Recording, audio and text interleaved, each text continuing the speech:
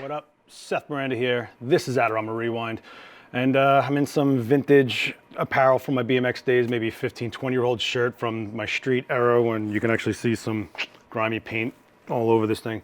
And I really put this on because after gathering the news, I felt like I need to get back to basics and back to where things were authentic, because you're about to see some grimy things happen this week, and I might sound off a little bit. I'm still sick, so you might hear a couple weird things in my voice. I apologize for that. All right, let's get into this. So, a Chinese washing machine manufacturer may have stolen the concepts and direct imagery from a US ad campaign for the ballet. So, on the left is the original campaign. On the right is Little Swan washing machines, basically directly copying. The Design Army did a ballet campaign, and you can see it right here on the left over here. And then this is the washing machine company, basically recreating their shots and just, I mean, almost shot for shot. Maybe the backgrounds are different and there's a different little bit of prop work and wardrobe, but from the positioning of the models, the posing, the lighting scheme, everything just seems pretty much copy for copy, and that's a little scary. This was a concern I had basically my whole career, if you think about it, of when I didn't have a lot of exposure and I come up with these crazy concepts and put them out there. Would somebody who's larger look at it and then go and take it to the market and pretend it's theirs? A lot of people have claimed this with guitar players and things like that. This is kind of crazy, and I think we see a lot of stuff in the ad world when it comes from hemisphere to hemisphere, like the East and West hemispheres kind of copy each other or take from each other and don't and hope that it doesn't hit the other side. And that might have worked a few years ago, but I guess now with the internet, the world's all woven together and we can find this out pretty quickly. But I mean, let's just say, this is shot for shot. Look at this. This is crazy. Even the bend on the legs, everything except for maybe the atmosphere, the environment, so to speak. I don't know, you tell me what you think about that one. Is that grimy or is it paying homage? Do you own the rights to that concept? I mean, is there morality to it? Is it just more of a validation that you went the right way creatively with that ad campaign? I don't know. Okay, now to sink a little bit even lower, check this out. These teens were asked to edit their portrait for social media. So a photographer shot the photo on the left, and then they gave these teens 5 minutes to edit it however they want and make themselves ready for social media. So this photographer, British photographer Rankin, the teenagers were from 13 to 19, and you can just see the dysmorphia going on here. These women are beautiful girls, and they are actually editing things out to change bone structure and the size of their lips and the size of their eyes, the shapes of their eyes, and things that are just permanent on their bodies, the freckles, the moles, everything like that. I mean, you can see this girl's lips. She enlarged it, things like that. Got rid of freckles, smoothed out the skin.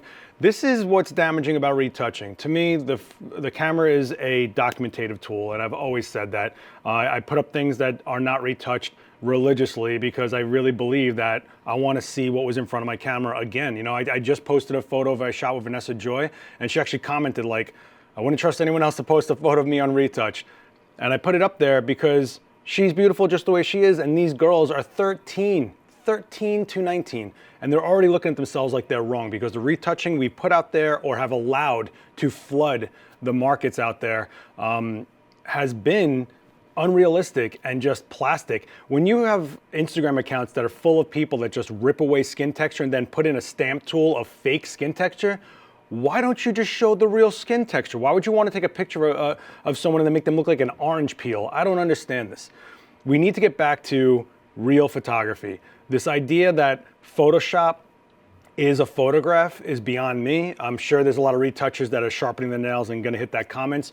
Bring it. Because I'm looking at photo competitions that are being won by people that are complete absolute illustrations and CGI cartoons. And a lot of these people are sponsored by camera companies and lighting companies, top tier companies, yet they have no problem shooting a girl and making her look like a clown with some plastic skin and enlarged eyeballs. And somehow, did you know that eyes illuminate themselves and are light sources? No. You don't even know how light works, but you're gonna tell me that's a photograph? You alter the shadow patterns, everything. And this is what we're getting. We're getting these poor girls thinking that they need to look like that on the right. Yes, these girls aren't professional retouchers. Yes, they don't have a lot of experience when it comes to altering images or maybe even exposure to proper imagery out there, but we are responsible for this. All of the images that these girls are seeing are shown right there on their phone. They're getting it through their phone, okay? And you're putting it out there, even if you're an amateur photographer, with a blanket of filters and clone tools and stamps and brushes and whatever else you spend time on.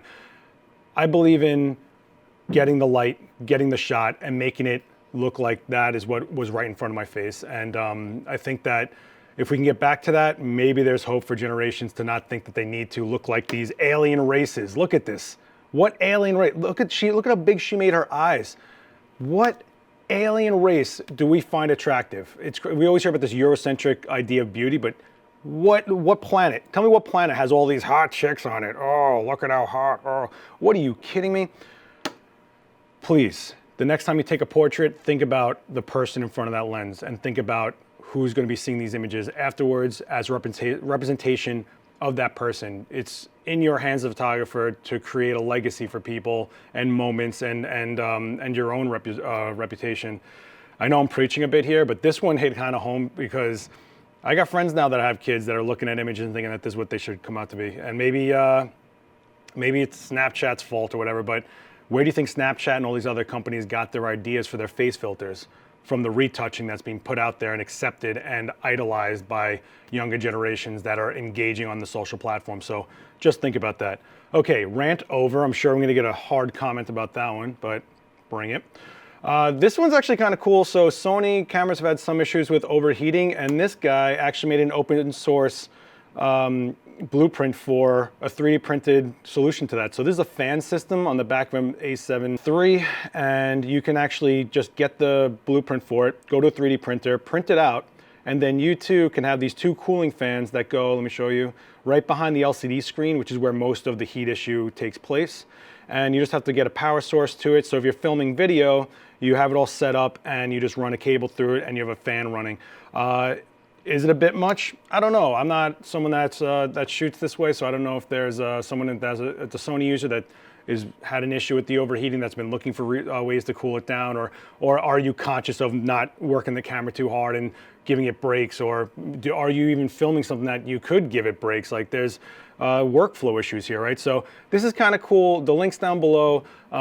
If you have a 3D printer, you can just print this out right there. So.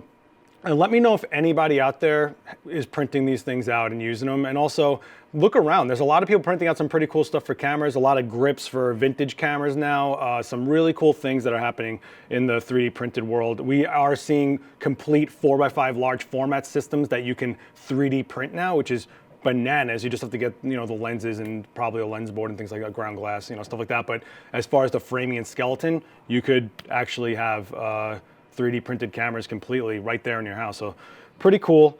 Also kind of cool, Leica's releasing these guys, limited edition lenses. So these are very limited. So obviously the price is going to go up. There's nothing different about these lenses as far as the features, but or the characteristics, but the cosmetic differences are there. So you have the Summicron M50mm f2, and then you have the Summicron.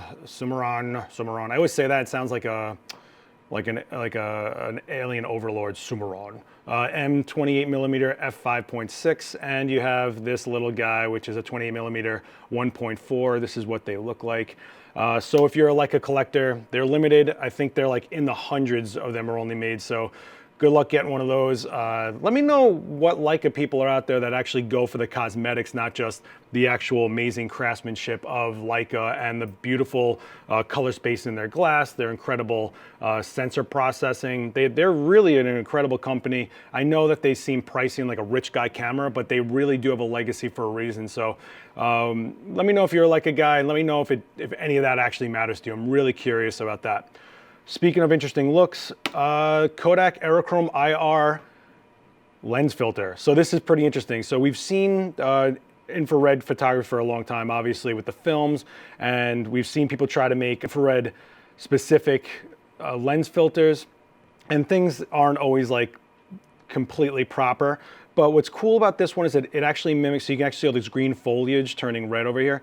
What's cool about this one is it doesn't mess with the camera, and it actually mimics the original Kodak film. It doesn't just create some random infrared technique, which I think is really cool. I myself had a Nikon D300 with the IR filter ripped out of it, and that would make it kind of an infrared camera kind of thing.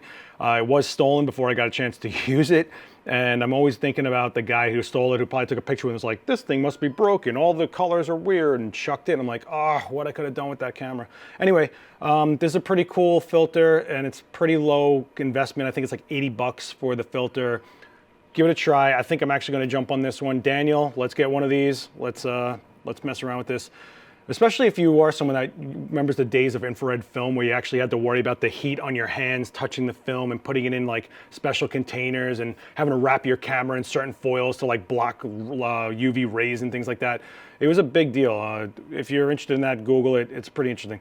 Okay, so this one was pretty cool. This photo shows the dark side of the moon and the Earth all in one shot. So this one's, you know, open season for you flat earthers to come comment for me, okay?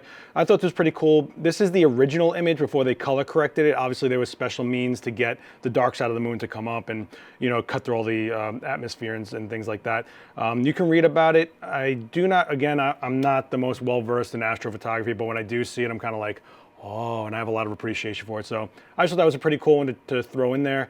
And another cool one to chuck in there is Cinna Still launches powdered just add water film developers, like this D96 developer and fixed mono bath, which is, you know, one step kind of deal. It develops and it also fixes the development. And you also have C41 two bath process, bleacher fixed bath. They seem to really skim down the process of some darkroom, especially color, which is always a little more trickier than anything on Earth. And it doesn't break the bank. I keep having trouble saying this. Costs $17, $25, nothing crazy, and it's up to you to make as much as you need and how you need it. And of course, you know, if you're someone that's developing film or shooting film, or rather I should say, this cuts down on your development costs and it gives you more control over it. Maybe you can try some alternative processes and change your developing times and your, you know, chemical temperatures and all sorts of things like that. You know, I love this stuff, and I'm really glad that people are still putting out things.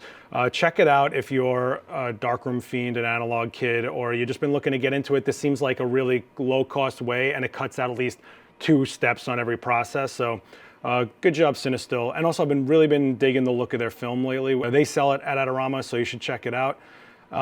Okay, so this one is a little crazy. I'm going to try to skim through it a little fast. So police in Denver handcuffed a woman who was trying to film someone being arrested. So I figured I'd bring this up because we're always talking about image rights on this. There was an arrest happening. I'm going to skim a little bit. And this woman is using her phone. The cops go over to her. She's just trying to film it. And you can see she's saying about the First Amendment rights and all this other stuff. And they're going, you don't have it because of HIPAA, which is not applicable in this case. And you can see this. He says, I'm going to arrest you. I'm going to arrest you. And boom, they just bend her arms back. And they actually say, act like a lady, stand up straight, which I think is a big issue here. I don't know what to tell you. This is just really disheartening. And this is not how you treat somebody who was just documenting the streets. Later, they said that they reprimanded the cops. They docked them some pay. They got them some more training, all that stuff. But they were preaching about HIPAA, which is basically saying about the privacy in the health industry with the insurances and records and things like that. It doesn't apply to this case scenario. She's on a public street filming something that's happening. This is a little crazy. So I figured I'd put this up because I know a lot of you guys like to sink your teeth into this, and I think it should be known that this is still happening. This is crazy. And they gave her a warning for like a split second, and I'm aware that there's way crazier instances out there with cops and other things like that. I don't want to make this a debate about the police, but I do want to make this people aware that some police still have it in their head that the First Amendment doesn't exist. So just worry about that. Okay, so let's lighten this up a little bit. Dan Norton just released this video, and he took something he saw me doing in the studio and he refined it to make it obviously better workflow. He actually says it. Thanks, Dan, for the shout out. He shows you some really quick ways to get different headshots within the same setup, which is a big, I'm a big fan of setting up this way. I like to do a lot at once. I like to not have to set up and keep going for it. And you can actually see that it gets you these subtle but different looks over and over again. And really, really, really easy. once you get it nailed down, and also it's very practical, and it's really good for somebody who's out there that's just trying to get a lot of workflow done at once, which is what I'm addicted to. It's just when I got the shot, I'm doing it. I'm gonna bring up the comments from last week. I asked you guys, hey, who out there shoots with a Pentax? And whoa, did you guys come out in full droves. Take a look. I mean, look at this, Pentax shooter, Pentax K1000, which is an OG camera, everybody knows that one. I mean, you got GR2 shooters, you got Pentax 645 shooters, KR3 shooters. I mean, whoa, like this is Pentax 645Zs, you know, all the lenses you guys have and you're psyched on, and I just couldn't believe the amount of Pentax people that just came out as soon as I said, hey, who out there shoots Pentax? Because we don't hear a lot from that company or the people that shoot with their gear, and they've been around forever, and they definitely know image quality in the end. Say what you want about the features or what they haven't put in technology-wise, but in the end, they really do put out a beautiful image quality, especially that medium format, which I'm hoping their 645 camera gets an update. It's been a good amount of years. I'm pretty curious to see where they're going with that system specifically. And of course, if you guys want to know, I do own some Pentax, but I always carry around my Ricoh Theta, so I do support. I do like that company. And I do hear some pretty big things coming out of them in the 360 market really soon, so keep watch on that. I do want to bring up this comment right here. And Luke says, speaking of presets, wouldn't it be cool if Zeiss let you shoot live selected presets from Lightroom account on the ZX1, just throwing it out there. So this is pretty interesting because I've said this for a long time. I really think that the reaction to people using presets in Lightroom, in Capture One, maybe even like the R&I film simulations, I think that we will see a camera company make a deal with a preset company, and the profiles you can shoot in your camera will just be there. And that'd be pretty interesting. It'd be great for people that, like me, that can't stand looking at a screen after shooting. I'm just not an editing guy. I don't know if you heard my rant before, but I think it's pretty evident that we're going to see this one day. And I can't imagine who it's going to be. I don't know what companies are going to put their heads together. I don't know if you know, Fuji is just going to be like, hey, you know, in the RAW files, you can put our film simulations, not just the JPEGs, which they do a great job. I love shooting Velvia. I'm a big Velvia guy. I've always, especially in my BMX days, always shot Velvia. I shot 50 ISO at 64 ISO in camera just to saturate those calls a little bit. Okay, I'm gonna also do a quick shout out before I end out. I just wanna say thanks to Westcott for throwing me on the cover of your new catalog. This is a nothing short of an amazing honor. I can't believe it. I remember going through stores like Adorama and seeing all the catalogs and the literature for the companies and going like, oh man, look at these photos, and never thinking anything much of it as far as my career. And then, well, lo and behold, here I am right there on the cover. And if you guys want to see this shoot, it is that Paris video that I mentioned last week. I'll put the link below again to this one because that video needs some views, kids. It was a really hard video. It was a really great video. And just to really sum up last week, I asked you guys who your favorite comic book characters are or what books you're reading, and you guys didn't disappoint in that either. But I will say that I am in agreement with a bunch of you as far as Saga. Saga is a great comic that's out right now, a great book. But this is my all-time favorite. I know you thought I was going to say Venom, Carnage, and the whole symbiote thing. That's a given. They're tattooed on my ribs. I love Venom and Carnage. But Scud, the Disposable Assassin, it's a complete finished opus from Rob Schrab. If you don't know this book, go grab it. It is just all the books in one. I had to get every single one of these comics, and it was really hard to get some of them. They were on Fireman Press, which was like a small company. But it's just absolutely beautiful. The concept is fantastic. I don't want to ruin it for you, but pretty much it's a disposable assassin that you get out of a vending machine in the future, and this one happens to realize that he's self-aware that if he does kill that mark, he explodes. So he doesn't want to kill the first person that he was assigned to assassinate. So he spends the whole rest of his life trying to keep this thing alive in the hospital with odd jobs and other things, because if that thing dies, he explodes. It's awesome. Check it out. It's awesome. Okay, wow, that was a lot. I ranted a bunch. I do want to ask a question in the end, though. If you could shoot anyone, portrait, living or dead, who would you shoot? How would you shoot them? And would you bother to retouch them? I'm sorry, but if I'm going to shoot the Queen of England, I want to see every wrinkle in that woman's face. All right, that's going to do it for me, everybody. Hit like, hit subscribe, write me down in the comments. I know there was a lot said this week. I know I put a heavy opinion on things. You want to debate some stuff with me? Let's do this. Remember, you guys can talk to each other down in the comments. If you see something you agree with or disagree with, start it. Start that conversation and have a dialogue. All right, guys, I'm out of here. Later.